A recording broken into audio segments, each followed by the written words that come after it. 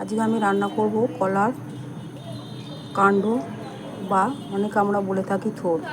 দেখুন থোড় কাটা আছে, কেটে নুন মাখিয়ে রাখা আছে।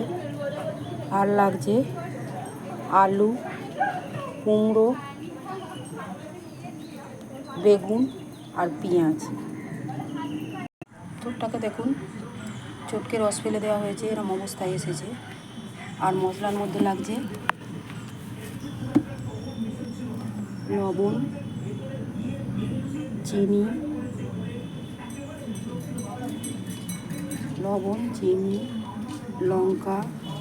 লঙ্কা গুঁড়ো, হলুদ, 5 ফোঁটন আর চন্দন। আর লাগবে সামান্য তেল।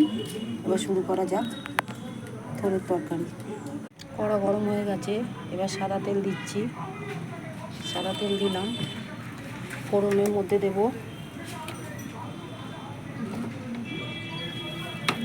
পাঁচ ফোঁটন, 2 শুকনো লঙ্কা আর একটু চন্দন।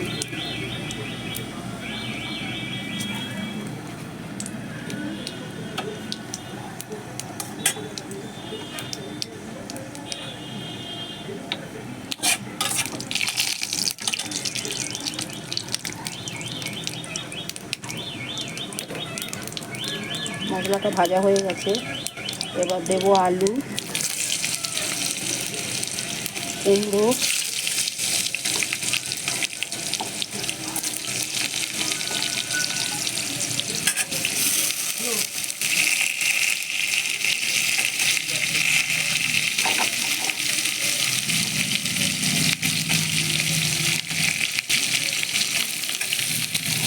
আর পেঁয়াজ।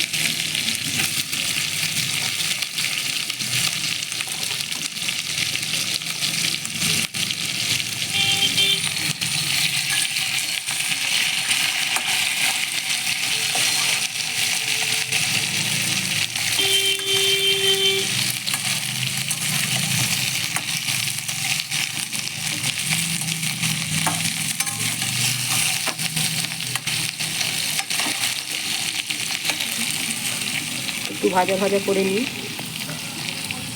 দেখুন ভাজা হয়ে গেছে, এবার বেগুনগুলো দেব।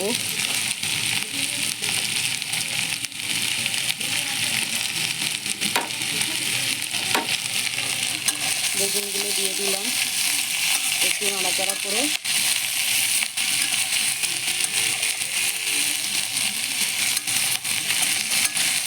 এবার মশলাগুলো দেবো। বেশি মশলা দিচ্ছি না তো, লঙ্কা, হলুদ, নুন আর চিনি দিয়ে দিলাম।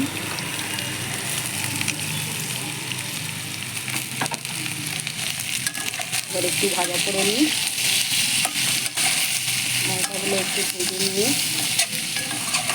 থোড়ে আগে থেকেই নুন দেওয়া ছিল তাই কম নুন একটু কমই দিয়েছি। ভাজা হয়ে গেছে, এবারে চটকে রাখা থোড়টা দিয়ে দিলাম।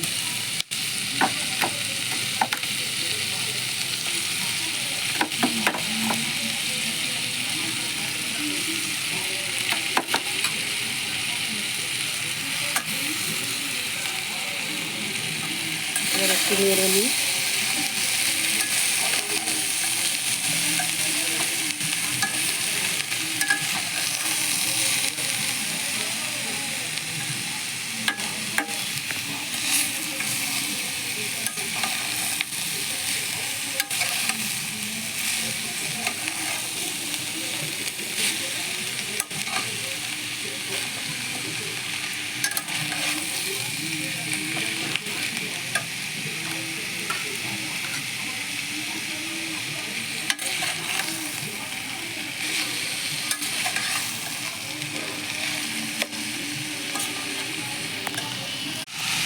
দেখুন ভাজা হয়ে গেছে, এবার আমি সামান্য জল দেবো। এটা তো ঝোল হবে না, একটু মাখো মাখো টাইপের হবে, তাই সামান্য জল দিলাম।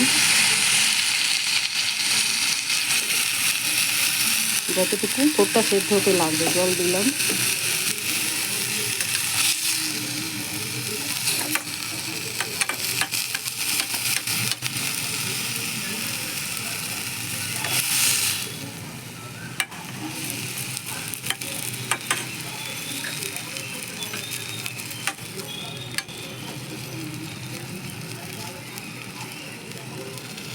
এবার এটা সেদ্ধ হোক।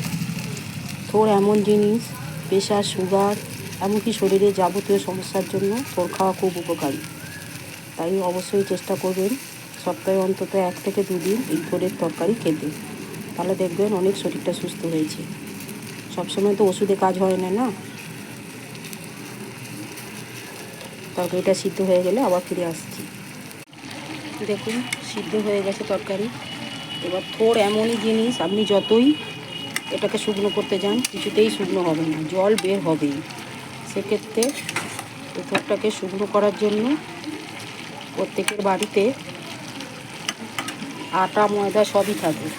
কিছুটা আটা এর ওপর দিয়ে দেবেন, আটা হোক ময়দা হোক।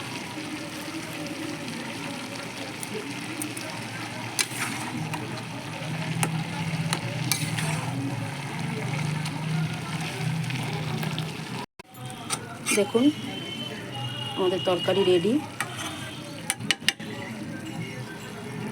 থোড়ের তরকারি রেডি হয়ে গেছে।